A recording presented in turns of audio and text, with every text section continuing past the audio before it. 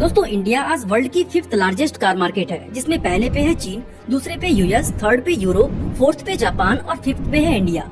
India में केवल 2 car makers 60% से ज्यादा मार्केट शेयर पर कब्जा किए हुए हैं और वो है मारुति सुजुकी एंड हुंडई।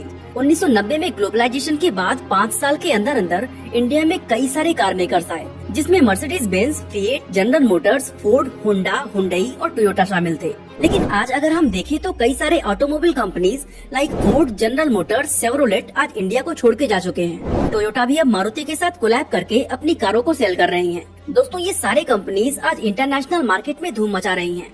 लेकिन ऐसी क्या वजह है कि यही कार मेकर्स आज इंडिया से क्विट करते जा रहे हैं? दोस्तों आज के इस वीडियो में हम समझेंगे कि इंडिया के अंदर ऑटोमोबाइल कंपनियां क्यों टिक नहीं पा रही हैं। दोस्तों सबसे पहले हमें इंडिया के ऑटोमोबाइल मार्केट को समझना होगा। ये है 2016 से लेकर अब तक का सेल डेटा। जहां बात करें अगर पैसेंजर व्हीकल्स की, तो 2017-18 के कंपेयर में आज का सेल 6.66% कम हो गया है, जबकि ये नंबर्स घटने के बजाय बढ़ने चाहिए। और इसका मेन रीजन है कोरोना पैंडेमिक। अगर मोटा मोटा देखें तो 2016 से लेकर अब तक लगभग 30 लाख पैसेंजर व्हीकल्स हर साल सेल हो रही हैं। अब अगर हम लेटेस्ट 2021 से 22 के डेटा को देखें तो पता चलता है कि मारुति ने लगभग 13,31,000 गाड़ियां खुद अकेली बेची हैं, जो कि पूरे मार्केट शेयर का अकेला 43% है। वहीं हुंडई का मार्केट शेयर 15.78% और टाटा का 12.14 है। अब दोस्तों डेटा पर नजर डालें तो 2020 में अकेले मारुति का मार्केट शेयर 50% था, जबकि आज केवल 43% बचा है, जो कि 7% कम हो चुका है। अब दोस्तों लास्ट 2 डेकेड्स का डेटा अगर देखें तो पहले के समय में 100 में केवल 15 लोग ही एसयूवी गाड़ियां खरीदते थे, क्योंकि वो छोटी गाड़ियों के कंपेयर में महंगी होती हैं और उनका माइलेज छोटी गाड़ियों से कम होता है। लेकिन आज की अगर बात करें तो 100 में से 40 से भी ज्यादा लोग अब एसयूवी गाड़ियों को लेना प्रेफर कर रहे हैं और ये नंबर्स अगले 3 से 5 साल में 50% को क्रॉस कर देगा। तो दोस्तों बात करें अगर मारुति की सेल लास्ट ईयर के कंपेयर में कम क्यों हुआ, तो उसका मेन रीजन यही है कि मारुति के अंदर अब तक एसयूवी सेगमेंट की गाड़ियां काफी कम थी। दोस्तों अब इस बात से ये तो समझ आ गया कि एक आम आदमी ज्यादा पैसा देकर बड़ी गाड़ी को लेना ज्यादा प्रेफर कर रहा है।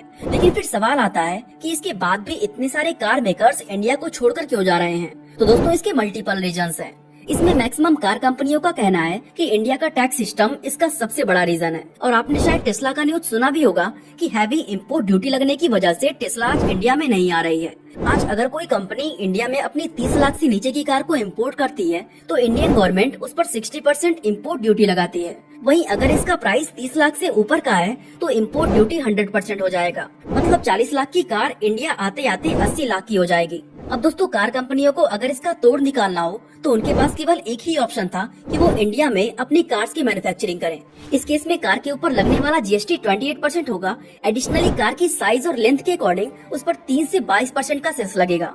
दोस्तों इम्पोर्ट ड्यूटी से बचने का ये एक बेहतर उपाय था और इसी वजह से फोर्ड, हुंडई, किया, होंडा अपने कार्स इंडिया में ही मैन्युफैक्चर करने लगे।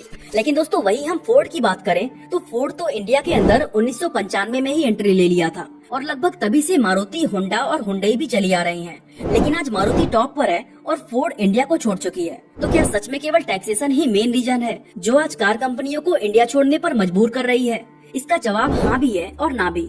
दोस्तों फोर्ड के केस में हुआ ये कि उन्होंने जो गाड़ियां इंडिया के अंदर लॉन्च की थी वो इंडियन बायर्स के हिसाब से नहीं बल्कि अमेरिकन बायर्स के हिसाब से थी।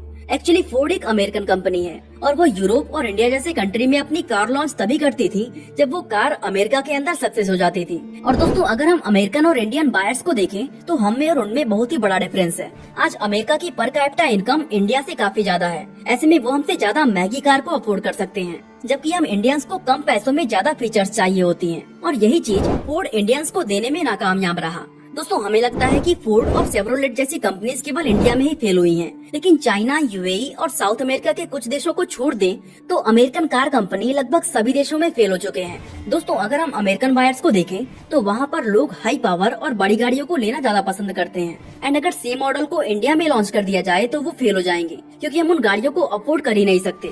ऐसे में कंपनीज को जरूरत होती है कि वो उस पर्टिकुलर कंट्री के हिसाब से प्रोडक्ट पर R&D करें, ताकि उस कंट्री के टैक्स रूल और कंज्यूमर्स डिमांड्स के हिसाब से प्रोडक्ट को लॉन्च किया जा सके। जहां फोर्ड ने अपनी कुछ कारें जैसे इको स्पोर्ट और एंडेवर पर ये टेक्निक आजमाया और ये तरीका काम भी किया। लेकिन दोस्तों जब प्रोडक्ट पर प्रॉफिट मार्जिन ही कम होगा तो R&D जैसी चीजों पर खर्चा करना कंपनियों के लिए काफी मुश्किल हो जाता है। वहीं दोस्तों आज हम टोयोटा की बात करें तो ग्लोबली टोयोटा का मार्केट शेयर्स अकेले 13% है और ये एक बहुत ही बड़ा नंबर है। लेकिन टोयोटा ने भी इंडियन मार्केट को वार्निंग दे दी है कि वो अब 1 से 2 कार को छोड़कर बाकी के कार्स मारुति के साथ कोलैब करके बनाएंगे। मतलब वो अब अपनी बिजनेस को इंडियन मार्केट में एक्सपेंड नहीं करेंगे। और दोस्तों उनका भी यही कहना है कि इंडिया का टैक्स सिस्टम कार मेकर्स के लिए फ्रेंडली नहीं है। दोस्तों अगर हम एक 1500 सीसी एसयूवी की बात करें जिसकी कीमत 9 लाख इंडियन रुपये हो तो इसमें अराउंड 2,80,000 रूपए जीएसटी होता है। इसके बाद गवर्नमेंट रोड टैक्स ऊपर से लेती है जो कि अराउंड 60,000 रूपए होगा। वहीं कार कंपनी इस 9 लाख के कार पे केवल 30 से 50,000 रूपए ही कमा पाती है। तो दोस्तों ये तो है कि टैक्स की वजह से इन कार कंपनियों का प्रॉफिट मार्जिन काफी कम हो जा रहा है। अगर वो अपना प्राइस बढ़ाते हैं तो वो बाकी कंपनियों से कम्पीट नहीं कर पाएंगे और अगर वो अपना रेट कम करते हैं तो कार के क्वालिटी से कम्प्रोमाइज होने लगता है। और दोस्तों यही वजह है कि मारुति, हुंडई और किया इंडियन कंज्यूमर्स के अकॉर्डिंग अपनी कार्स में कई चीजों से कम्प्रोमाइज करके कम पैसों में ज्यादा फीचर्स देते हैं। और दोस्तों इसीलिए मारुति और हुंडई इंटरनेशनल मार्केट के क्रैश टेस्ट में जहां 4 से 5 स्टार तक स्कोर कर लेती हैं, वो इंडिया में मैक्सिमम 3 स्टार तक ही ला पाती हैं। अब दोस्तों बात करें अगर रीजन नंबर 2 का तो वो है सर्विस कॉस्ट। दोस्तों अगर हम इंडियन बायर्स की बात करें तो कार लेने से पहले हम उसकी सर्विस कॉस्ट पर काफी फोकस करते हैं। मतलब कार की प्राइस तो दूसरी बात हुई, उस कार पर एक्स्ट्रा खर्च कितना आएगा ये भी हमारे लिए मैटर करता है। और दोस्तों इस चीज में फोर्ड और शेवरोलेट जैसी कंपनीज मार खा जाती हैं। वहीं अगर हम मेंटेनेंस वाइज बात करें तो मारुति सुजुकी, हुंडई और टाटा की कारों का कोई मुकाबला नहीं है। अब बात करें अगर रीजन नंबर 3 की तो वो है ईवी रिवॉल्यूशन। दोस्तों नितिन गडकरी जी का ये प्लान है कि 2030 तक वो इंडिया के मैक्सिमम गाड़ियों को इलेक्ट्रिक व्हीकल्स में शिफ्ट कर देंगे। अब इलेक्ट्रिक व्हीकल्स एक बिल्कुल नया ट्रेंड है और इसका रेट भी बाकी गाड़ियों से काफी ज्यादा हाई है। ऐसे में ईवी के रिवॉल्यूशन को लाने के लिए कंपनियों को R&D पर बहुत ज्यादा फोकस करना होगा। लेकिन दोस्तों जो कंपनियां इंडिया के अंदर पहले से ही लॉस में चल रही हैं, वो एक बिल्कुल नए टेक्नोलॉजी पर शिफ्ट कैसे हो सकती हैं? और अगर वो शिफ्ट हो भी जाती हैं, तो कोई गारंटी नहीं है कि वो इसमें सक्सेस पा ही लें।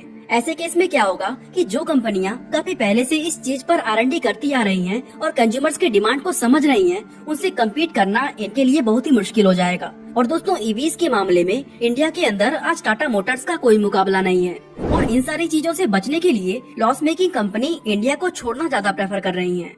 अब दोस्तों बात करें अगर रीजन नंबर 5 की तो वो है कैब सर्विसेज। दोस्तों 2016 से 2022 तक के कार सेलिंग का रिपोर्ट देखें तो इन 6 सालों के अंदर कार के डिमांड में कोई बढ़ोतरी नहीं हुई है। लगभग हर साल ये नंबर 30 लाख के आसपास ही है। तो एक चीज तो कंफर्म है कि ज्यादा लोग कार परचेज करने में इंटरेस्ट नहीं दिखा रहे हैं।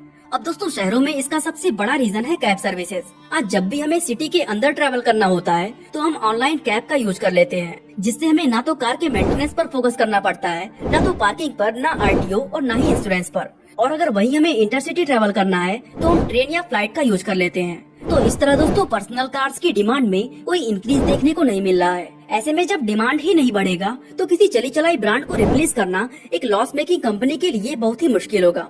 और इन सारे कारणों से परेशान होकर फोर्ड, जनरल मोटर्स और शेवरोलेट जैसी कंपनीज आज इंडिया से क्विट कर रही हैं। दोस्तों बात करें अगर रीजन नंबर 5 की तो वो है माइलेज। दोस्तों फोर्ड, जनरल मोटर्स या टोयोटा के फेल होने का एक बड़ा रीजन ये भी है कि इन कंपनियों के कार परफॉर्मेंस ओरिएंटेड होते हैं और जब व्हीकल के परफॉर्मेंस पर फोकस किया जाता है तो इससे कार के माइलेज पर काफी फर्क पड़ता है। दोस्तों फोर्ड और टोयोटा के कंपेयर में मारुति और हुंडई की कार्स काफी हल्के होते हैं, जिससे गाड़ियों की माइलेज ज्यादा होती है। लेकिन दोस्तों इससे पैसेंजर्स की सेफ्टी से कम्प्रोमाइज होता है। बाकी दोस्तों आपको क्या लगता है और कौन सी वजह हो सकती है जो कार मेकिंग कंपनीज इंडिया को छोड़कर चली जा रही हैं? अपना ओपिनियन हमें कमेंट करके जरूर बताएं। इसी तरह अगर आप जानना चाहते हैं कि कैसे टाटा मोटर्स ने अभी हाल ही में फोर्ड के पूरे प्लांट को खरीद लिया, तो आई बटन पे क्लिक करके वीडियो को देख सकते हैं। बाकी आज के लिए बस इतना ही।